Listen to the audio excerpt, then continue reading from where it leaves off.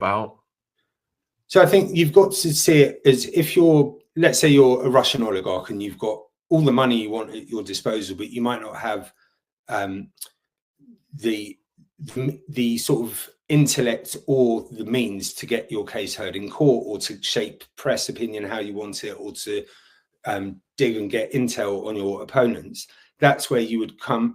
I call it the toolbox. You've got the best lawyers, the best PR guys, the best accountants, and the best intelligence agents all working together. And on one day he'll want one tool, like we could be the spanner one day, the lawyers are the the hammer the next day. But he needs to use all of those tools in order to get what he wants. And that's what Black Cube do. They perform a certain role. Everything's done legally. Everything has to be legitimately gathered, all of the intelligence and so on. One, because individuals like me, we're not going to go to jail for our clients. We're not, breaking the law for a client is just, not what the job. I mean, it's more than the job's worth, essentially. But also, very often these cases end up in court, and all evidence that you gather has to be legitimately obtained. Otherwise, it's just not disclosable in a courtroom. So you get trained very quickly as to what is legal, what isn't legal. For example, if in England, I can call someone, record the call, and I don't need their consent to record it, and that evidence is then usable in court. In some states in America, it's two-party consent, where you have to tell them I'm recording, otherwise you can't use that. So let's say you had someone in America and you wanted to record them and use that call as evidence, you might find a premise to get them over to the UK on a business trip or whatever, and then you record them while they're here, so that in this jurisdiction it's legal. So it's detail like that you have to know. Otherwise, you're going to record someone, think you've got the most brilliant evidence that will win the case, but it can't be admitted in court because you've broken a law you didn't know about. So, and you said they got pretty high requirements to get in Black Cube. Do people go from the Mossad to Black Cube as well? Yeah, I mean, it was founded by guys. There's a unit called 8200, which is signals intelligence as part of the Israeli intelligence structure. And it was founded by guys from there. It's like one of the most crack intelligence units there is. And that people who are leaving the army after their national service can be fed into it. And then you get people like me who they spot and they see, talent outside of the intelligence world and think, well, they've got the characteristics and the skill set that we need. And they sort of groom you and then shape you into what they're looking for to do the work. So that's what happened to me. Right. So, you've sent me this call between you and Rose McGowan. Do you want to, before we play it, and, you're going to comment on it throughout, just stop me whenever you want. But do you want to set the table for how this call came about? Yeah, definitely. I mean, okay, so you've got Harvey at the time. This is October 2016. And he says, my brother's trying to get me out of the company. These are various people I think are part of the plot. And one of the names was Kenneth Cole, the clothes and shoe designer. Others were producers and very big names in Hollywood. And there's no inkling at the time that this is about sexual assault or anything other than just a plot to sort of bring him down and let his brother take over the company.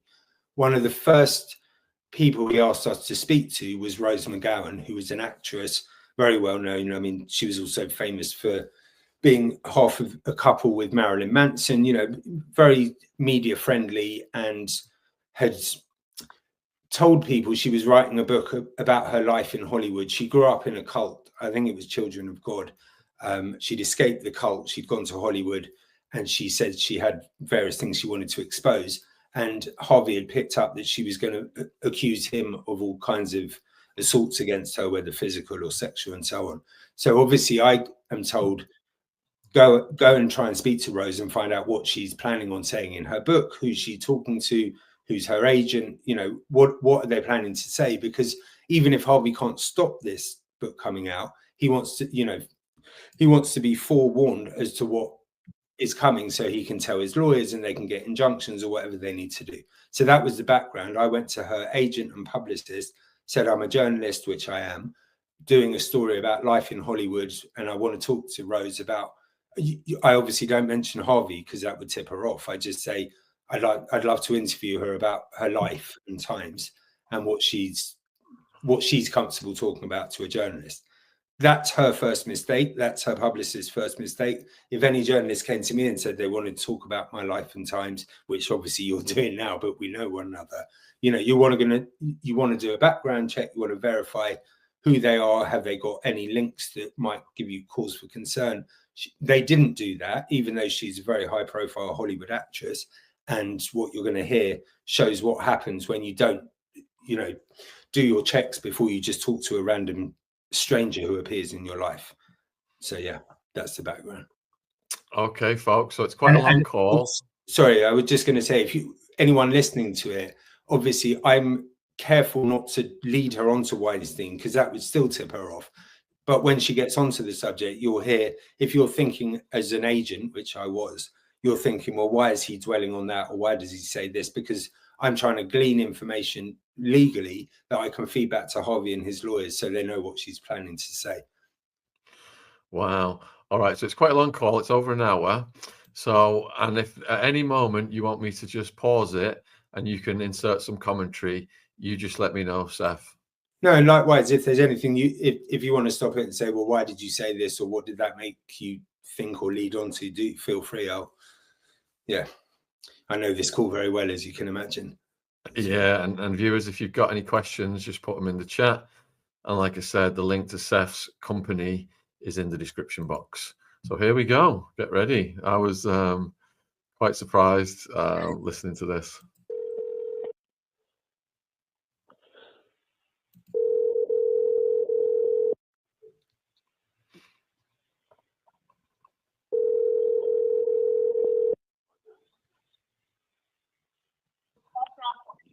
Hello? Hello? Hi. Is that... Can you hear me? Yeah, can you hear me? Yeah, I can hear you. You might want to call me on my home line. Let me go find, if I can find the phone number for it, because maybe it'll be better than calling from a cell phone to a cell phone if your reception issues. I mean, I can hear you, but yeah, but as long as you can hear me. I can hear you fine. Okay, cool. Is it clicking? Sorry? What's going on?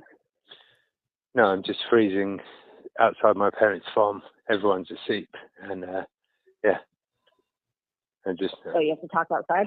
Yeah, big time. So what's going on? What did you want to talk to me about? No, I just wanted. I mean, in a kind of general sense, just wanted to check if I could have a conversation with you, one about the piece we're doing, but also, given what you've been saying and given the kind of political climate about Trump and everything, there could be a kind of second spin-off in terms of, you know, what you're trying to say and things that you've written, like your open letters to the media and so on. I was just trying to gauge what... They're pretty ballsy, aren't they? Well, ovaries. Sorry? They're definitely, nobody's done what I'm doing before. It's weird, for sure. But nobody's done it. No. Nobody in Hollywood has gone, nobody's gone rogue. No. And it's probably great timing what you're doing in a kind of, you know, you stumble across... Hello? Hi, sorry. What? But some of the backlash that I see you getting, I mean, I'm sure you ignore it because it's the same way that I ignored it when you know, with the whistleblowing that I did, but you're getting it 50 or 100 times more than I'm getting it. And but see, the thing is with me, I've withstood criticism and mean people and internet bullying and all that shit for years. So, like, I'm like, for me, I was just like, you want to hate me for no reason? I'll give you a reason to hate me. I'll make you think, though. Yeah, but presumably you don't. And my thing is, but you don't engage with these people because, I mean, I don't what? You don't engage with them. It's not like you take on everyone that says something negative because. I mean, so I go back at them. I go back at people. Mm. Yeah, because but I don't believe in not going back to people. If somebody on Twitter is really egregious, I just post their photos or, you know, and like some guy the other day was like, shut up and spread your legs. And of course it was some middle-aged white dude with a kid behind it, his brand new newborn baby and his wife holding their kid in the hospital. That was his profile photo. Yeah. But I mean, that's But they put me on Breitbart, you know, that site, stuff like that. But there's got to be 80 or 90% of people that you just think they're not worth engaging with. I mean, no, but I also don't care. Like, I don't care. I actually legitimately do not give a fuck. Yeah. Like, I can't overstate that enough, like, how much I don't care, because I think we're in a fight for our lives right now. No, but sure, but I mean, it's a very, I took it a lot more seriously than other people were taking it, apparently. Like, everyone else is caught by surprise. I'm like, hey, motherfuckers, wake up. And the press is doing it, and CNN built this monster. I hate CNN. Yeah. And CNN Europe is very different than CNN in America.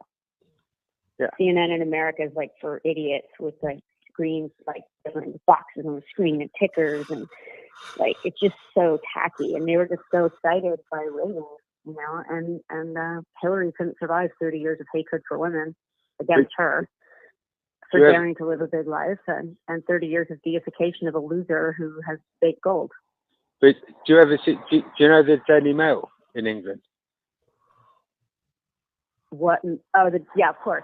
Yeah, so the Daily Mail is like, if you read it in print, no, but the print version is very much pandering to a kind of middle class white English, you know, it has a readership. Yeah. But when you read the online version, it's Rupert Murdoch, right? No, it's not. It's not Murdoch. It's actually people that backed the Nazis in 1930s. They were. Are you fucking kidding me? No, I mean that's what the Daily. Yeah. No, I mean even more extreme.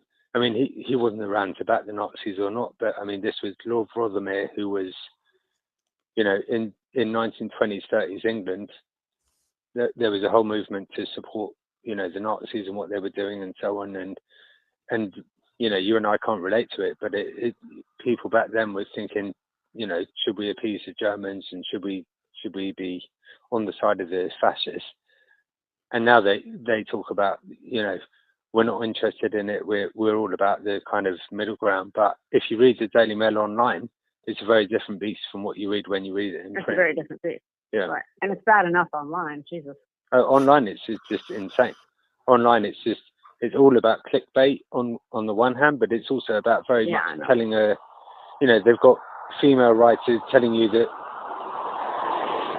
women should stay down and they should be in the kitchen, and that, you know, all the things that you would stereotype, but that's actually what they're telling you to think. So, but you would never get a fair hearing from them. I mean, it's not like you could write in and say, "Can I have a column?" and they would give you at the time of day.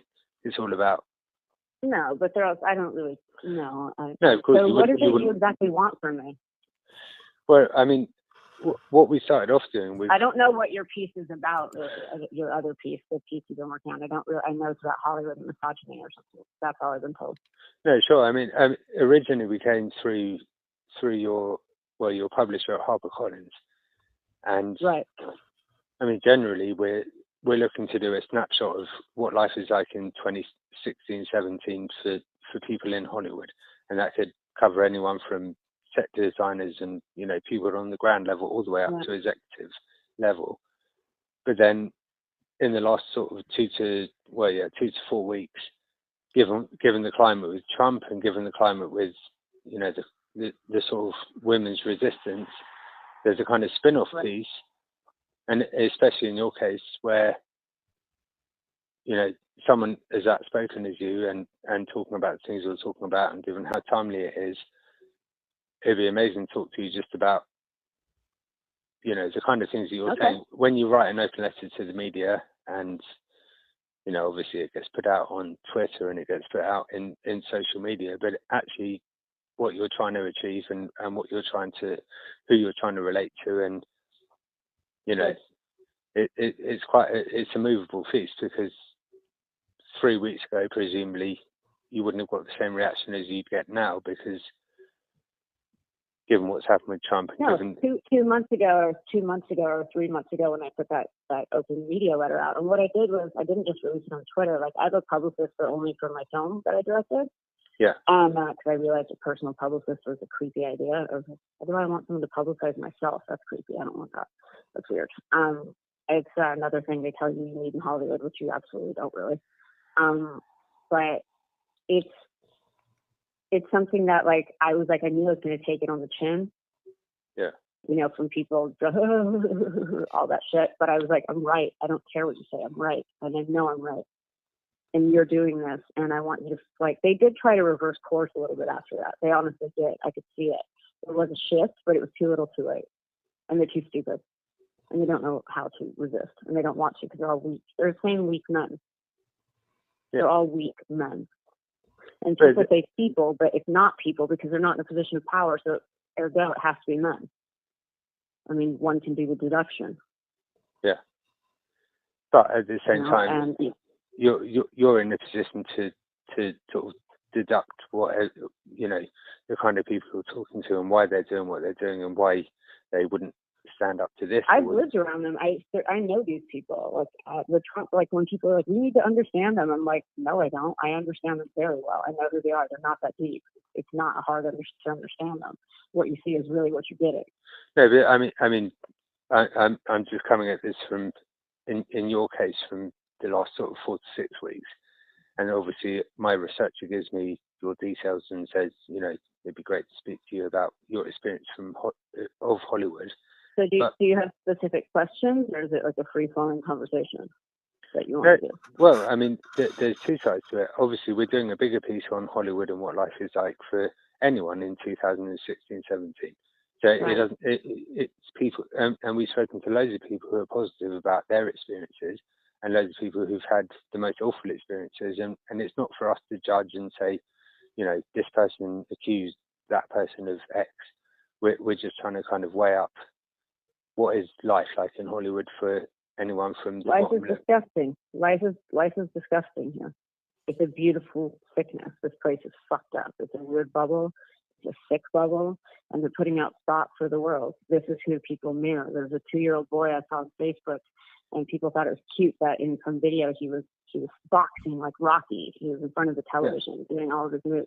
And like, it's actually not fun if you think about it, because this is what happens when you only have 23% of speaking parts being women on screen, and made, like, those women are created by men, directed by men, shot by men, sold by men, to be bought by men, even though it's actually statistically it's women that drive the box office. That's what's even dumber about it. No, but they're bad business people. They're bad business people too. You know, you put out that thing. They're so held on to their what? Yeah, you put that thing today on The Guardian that, you know, 6-year-old girls think that they haven't.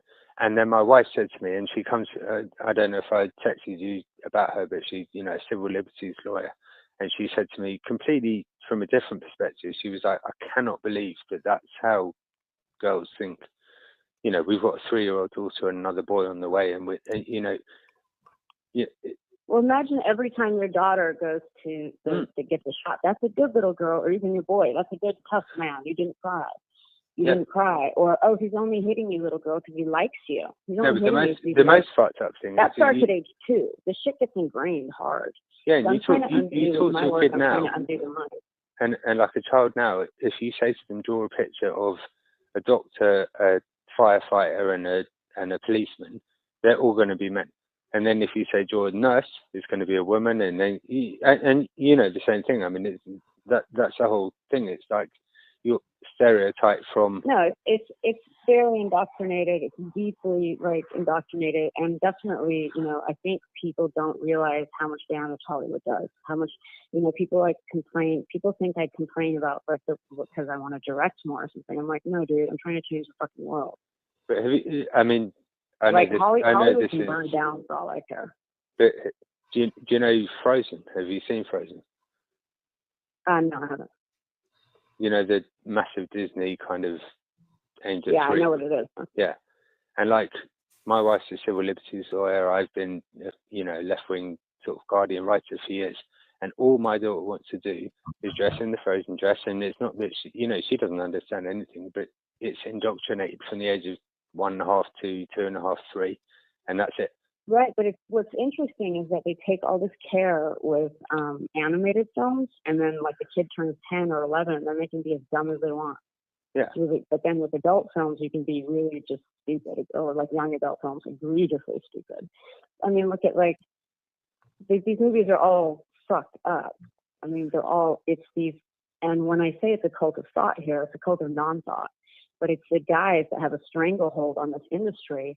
They're basic white guys that live behind nice fences, that only contact with other races, the gardener and their maid. Yeah. And maybe the valet guy. That's it. But everything else they imagine on screen. And the women they imagine. And the thing is, there's a lot of damaged girls that cut into this town year after year. They say something that nobody talks about is like the amount of damaged women that come here. Beautiful girls tend to really, and I know this for, obviously from they get fucked with really hard here. They get fucked with in the world really hard. So they're already arriving damaged. There's something like sex workers have a 99 percentile been raped or molested. I would put all the pretty girls here in that category. Yeah, it said that. And these sociopaths just come to shoot fish in a barrel, and they start hating these women. They start hating them, and then that's what they put on screen. But when you try to, my friend was just on a talk the other night, and I was like, what? And it was the DP of One Car Y. And he was on this panel about diversity. It was all these white dudes talking about diversity on this panel. And he was like, well, the best thing you want to do is don't shoot your actress when she's on her period. And the other thing you want to do is, how are you going to, there was a female cinematographer. He's like, well, how do you do it if you can't carry the film cans? Or which we don't even have anymore. We have mags. But it's like just the ingrained indoctrination. But it's totally okay for this guy to talk about women's period and things like that, with no shame, because he's entitled. Like, what people don't know is just how deeply rooted in supremacy it is here. And this false ideal of white male supremacy, it's so rooted in that here. And they'll fight to the death to protect it. And now with Trump, they're not going to. They were scared. They would have been scared of the ACLU lawsuit and Hillary if she was in power. But nope, now it's just now it's going to be double down.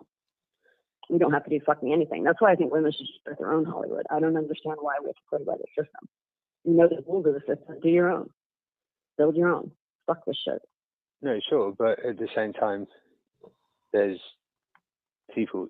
I mean, I'm not saying it's just women, but there's plenty of people that just play into, well, let's just keep the status quo going because I want to further my career. Of course they are, because they're scared. They're terrified. This town breeds fear. This town puts fear in you. Oh, it's like this patriarchal thing. It's the studio. It's held over your head. The studio will be really upset with you if you do this. The studio will be really upset with you if you do that. Studio's not going to be happy. Studio, which operates as a father figure. So it's this deep, deep patriarchy. And for me, I grew up in a cult. I grew up in a patriarchal cult, it's deeply patriarchal. I mean, the whole, obviously religion is in general, but this was a very concentrated amount of it, hardcore. And then got absorbed into another one.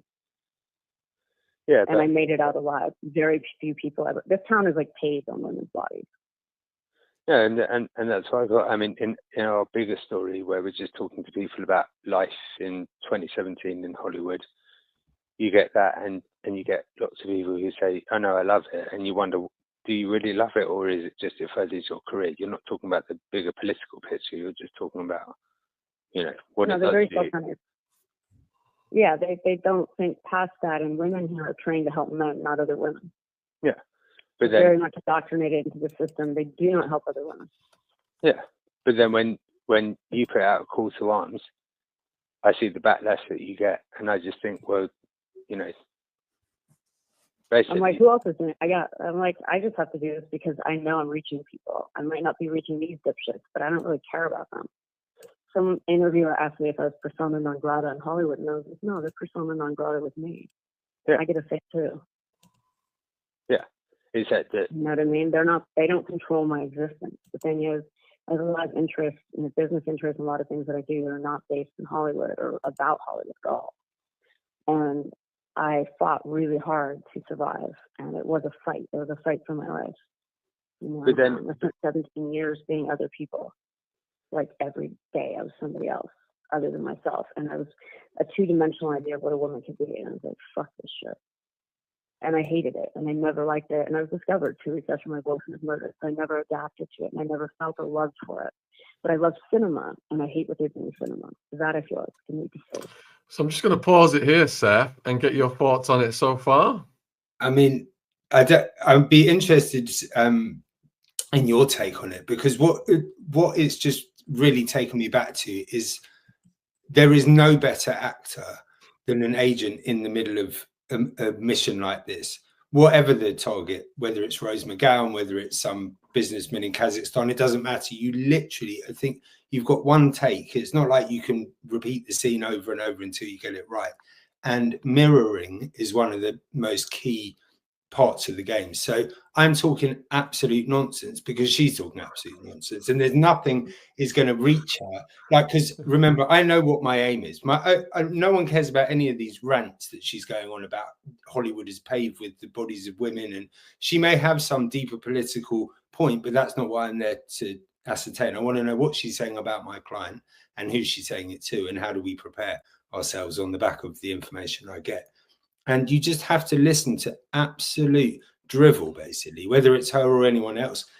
Because as I've found in this world, when you're working with the sort of upper echelons, if you like, the people with all the money at their disposal and all the pretty face or whatever it is, they're so used to people just nodding along and saying yes, that they don't realize how ridiculous they sound. Like, if you had to condense everything she said so far into a serious piece that you were writing for a serious newspaper and not with my agenda, she hasn't said anything yet.